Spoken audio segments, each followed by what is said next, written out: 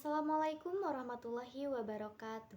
Perkenalkan, nama saya Raisa Sri Agustin dengan NIM 23010200068 dari kelas PGSDC. Video ini saya buat guna memenuhi tugas akhir semester mata kuliah perkembangan peserta didik. Tugas ini merupakan tugas untuk mereview jurnal.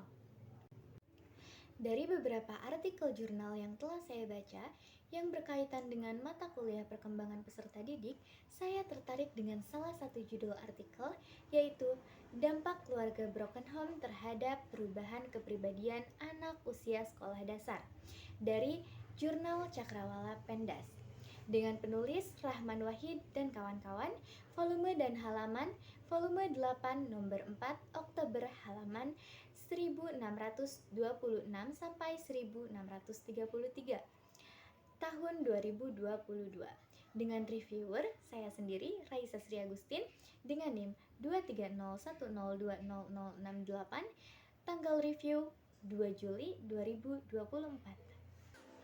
Yang akan saya bahas pertama kali di sini mengenai latar belakang penelitian. Nah, masalah yang menjadi dasar dilaksanakannya penelitian ini adalah ingin mempelajari dampak dari keluarga broken home terhadap perubahan kepribadian anak usia sekolah dasar. Adapun teori yang menjadi landasan dilaksanakannya penelitian ini ada dua. Yang pertama, teori perkembangan kepribadian anak. Penelitian ini mempelajari dampak keluarga broken home terhadap perubahan kepribadian anak usia sekolah dasar, sehingga didasarkan pada teori-teori perkembangan kepribadian anak. Lalu yang kedua, ada teori fungsi keluarga. Penelitian ini juga didasarkan pada teori peran penting keluarga, khususnya dalam keluarga broken home dalam mempengaruhi perkembangan anak. Nah, pembahasan yang selanjutnya yaitu tujuan penelitian. Berdasarkan informasi dalam abstrak artikel ini, tujuan utama dari penelitian ini adalah untuk mengkaji dan memahami dampak atau pengaruh keluarga broken home terhadap perubahan atau perkembangan kepribadian anak-anak usia sekolah dasar. Pembahasan yang selanjutnya yaitu tentang metode penelitian.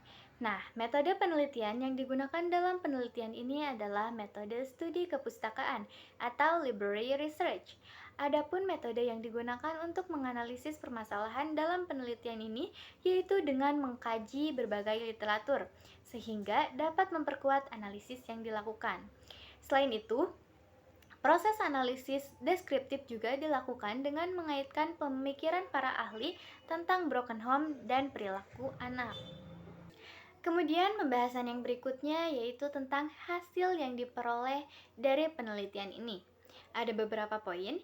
Yang pertama, faktor penyebab terjadinya broken home. Yang kedua, dampak dari broken home. Yang ketiga, cara mengatasi atau menghadapi anak broken home. Oke, kita masuk ke poin yang pertama yaitu tentang penyebab broken home. Nah, di artikel jurnal ini terdapat beberapa faktor yang menyebabkan terjadinya broken home. Di sini terdapat 3 poin. Yang pertama, orang tua tinggal secara terpisah atau bercerai. Nah, dalam kondisi ini bisa terjadi karena kurangnya komunikasi dalam sebuah keluarga atau juga bisa terjadi karena kurangnya kasih sayang dalam ruang lingkup keluarga tersebut, sehingga memungkinkan orang tua tersebut berpisah atau cerai. Lalu yang kedua, ada emosi orang tua yang tidak stabil. Kondisi ini dapat terjadi ketika orang tua kurang memiliki kedewasaan diri yang matang, sehingga keduanya mementingkan egoisme masing-masing. Nah, atau mungkin hal ini juga bisa disebabkan karena sebenarnya mereka belum siap secara fisik ataupun psikis untuk punya anak. Lalu yang ketiga itu ada kondisi ekonomi. Tidak dapat dinafikan bahwa salah satu faktor yang mendorong broken home adalah disebabkan oleh faktor kondisi ekonomi keluarga. Dalam kondisi ini, orang tua biasanya berselisih akibat kondisi sandang atau pangan yang tidak memadai, sehingga keduanya menjadi tidak puas terhadap kondisi yang dialami. Itu dia faktor-faktor yang mungkin menyebabkan terjadinya broken home. Kita lanjut ke poin yang kedua dari hasil yang diperoleh dari penelitian ini, yaitu tentang dampak dari keluarga broken home. Nah, di artikel jurnal ini disebutkan beberapa dampak dari keluarga broken home. Yang pertama, rentan mengalami masalah psikis.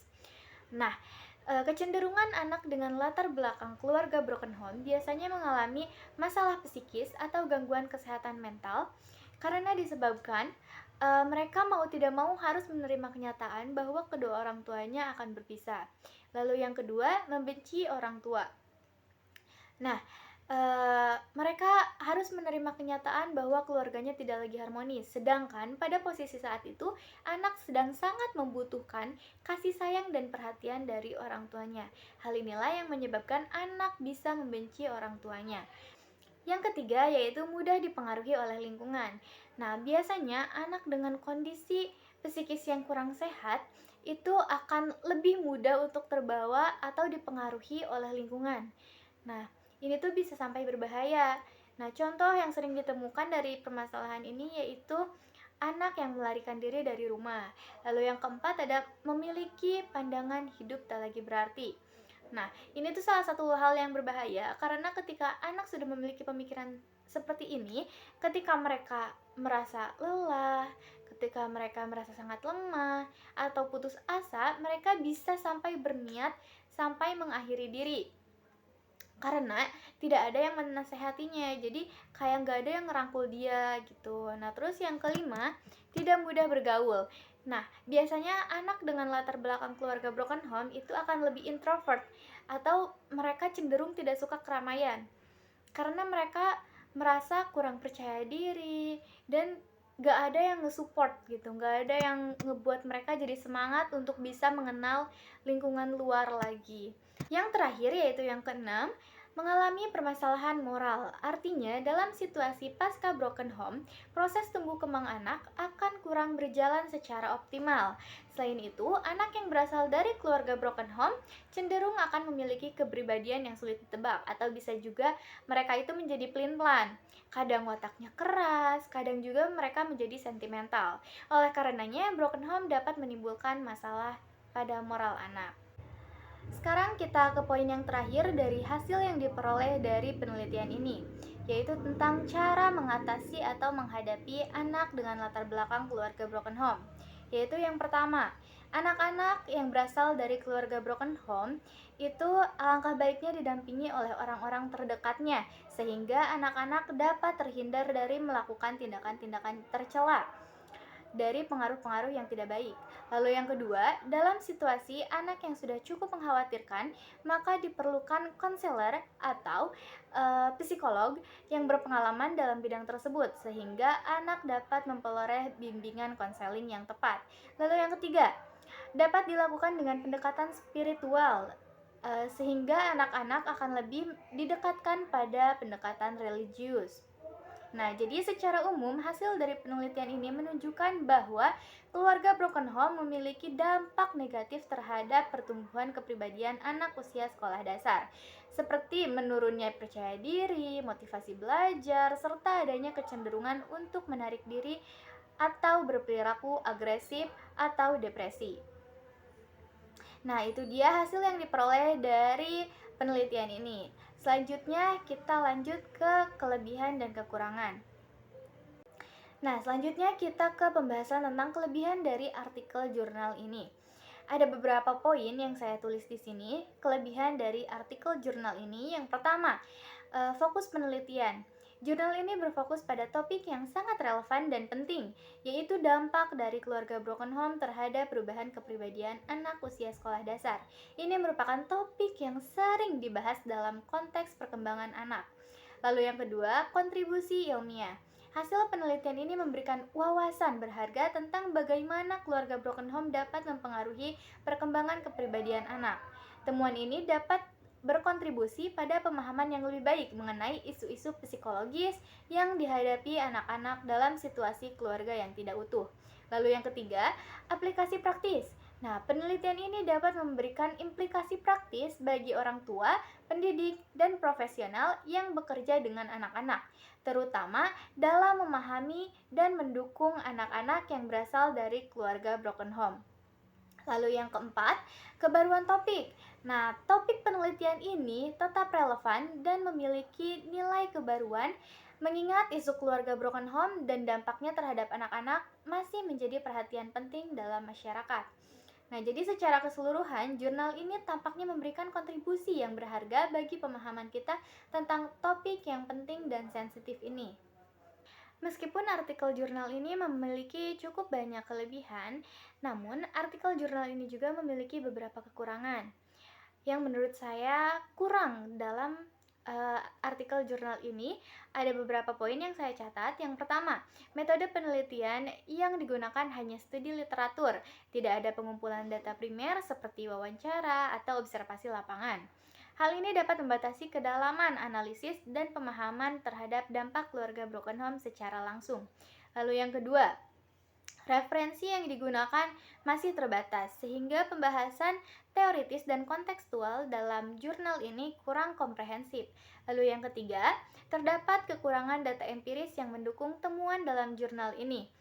Nah, sehingga dapat mempengaruhi validitas dan generalisabilitas hasil penelitian. Yang keempat, pembahasan pada jurnal ini cenderung lebih fokus pada dampak psikologis dan perilaku anak dari keluarga broken home. Namun, mungkin kurang mendalam seperti aspek lain seperti dampak fisik atau dampak sosial secara mendalam. Lalu yang kelima, ada kesimpulan yang umum. Nah, beberapa jurnal cenderung memberikan kesimpulan yang umum tanpa mengenali secara mendalam aspek-aspek spesifik yang terkait dengan dampak keluarga broken home terhadap anak. Nah, jadi itulah dia kekurangan dan kelebihan dari artikel jurnal ini. Saya memilih artikel jurnal ini untuk direview karena saya merasa ini sesuai dengan yang saya alami.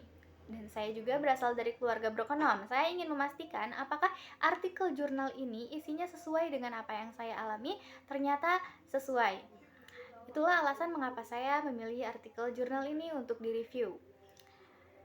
Sekian review jurnal dari saya. Mohon maaf apabila masih banyak kekurangan. Wabillahi taufiq wal hidayah. Wassalamualaikum warahmatullahi wabarakatuh.